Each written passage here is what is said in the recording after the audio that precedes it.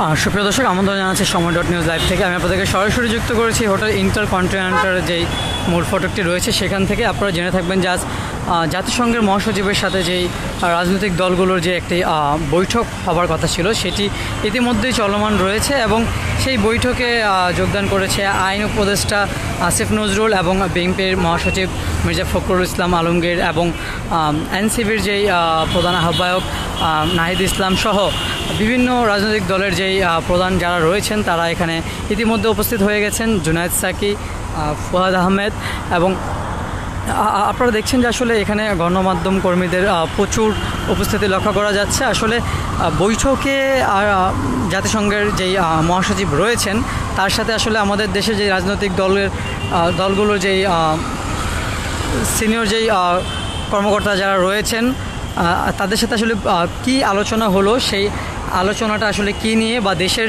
সুফল বয়ে আনতে আসলে কী ধরনের আলোচনা করা হয়েছে এবং তাদের ডিসিশন কি বা পরিকল্পনা কি, সেইটাই আসলে জানার জন্য গণমাধ্যম কর্মী এখানে উপস্থিত রয়েছেন। আপনারা দেখছেন যে আসলে দেশের প্রধান সারির আসলে প্রত্যেকটি গণমাধ্যম কর্মী আসলে এখানে উপস্থিত রয়েছেন এবং সঠিক তথ্যটি আসলে সর্বসাধারণের কাছে উপস্থিত করার জন্য তারা এখানে এখনও উপস্থিত রয়েছেন।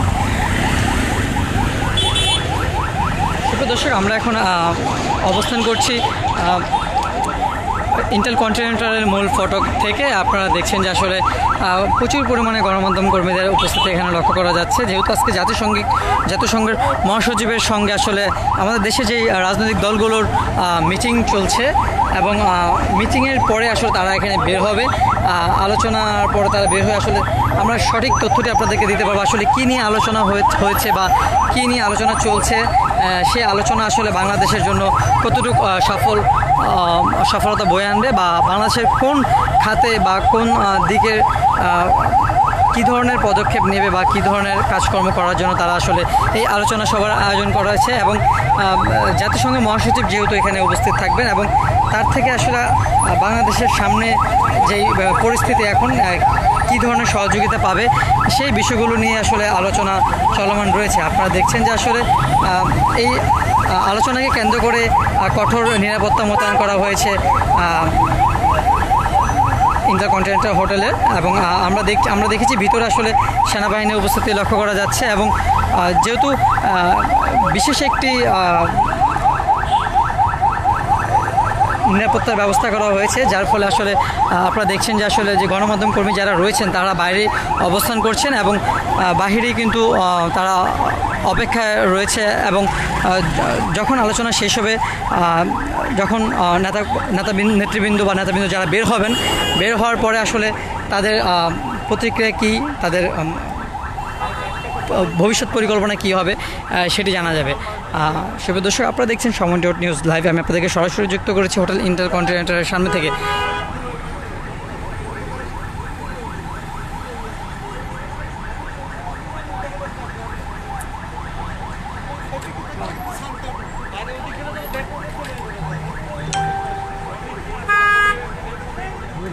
পাতা না বুঝলে তেজপাতা,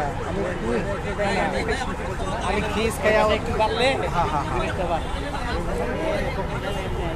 আর স্যার অসুস্থ, স্যার এখানে থাকতে পারলে ভালো হবে, কারণ রোদের মধ্যে নিলে অর্ধেক ছায়া অর্ধেক রোদ হয়ে যাবে, তখন তো ভেজাল আরও বাড়বে। তার থেকে এই জায়গায় দাঁড় করাইতে পারলে সুবিধা।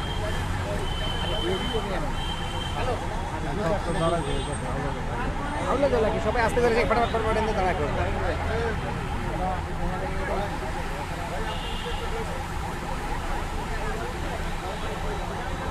সুপ্রিয় দর্শক, আপনারা জেনে থাকবেন যে আসলে গতকাল এই জাতিসংঘের যে মহাসচিব যিনি রয়েছেন তার সাথে আমাদের প্রধান উপদেষ্টার বৈঠক ছিল এবং তারপরে কিন্তু তারা চট্টগ্রামে যেই রোহিঙ্গা ক্যাম্প ভিজিট করেছেন এবং ভিজিট করে আসলে প্রধান উপদেষ্টারও বক্তব্য ছিল এবং তারই পরে আজকের যে আসলে যে বৈঠকটি রাজনৈতিক দলের নেতৃবৃন্দদের সাথে যে বৈঠকটাই রয়েছে সেই বৈঠককে ঘিরে কিন্তু পুরো দেশবাসীর আসলে চোখ আসলে এখানে পড়ে আছে। আসলে এই বৈঠকে কি হবে, কি ফলাফল আসবে বা ভবিষ্যতে কি হবে সেটি নিয়ে আসলে আলোচনা করছেন বা একটি ফলাফল আসলে জানা যাবে। শুভ দর্শক, আসলে আপনারা দেখছেন সময় ডট নিউজ লাইভ। আমি আপনাদের সরাসরি যুক্ত করেছি ইন্টারকন্টিনেন্টাল মূল ফটক থেকে, এবং এই ছিল সর্বশেষ এখানকার পরিস্থিতি। পরবর্তী আপডেট আমি আপনাদেরকে আবার যুক্ত করবো। সেই পর্যন্ত সুস্থ থাকবেন, ভালো থাকবেন, সময় ডট নিউজের সাথে থাকবেন।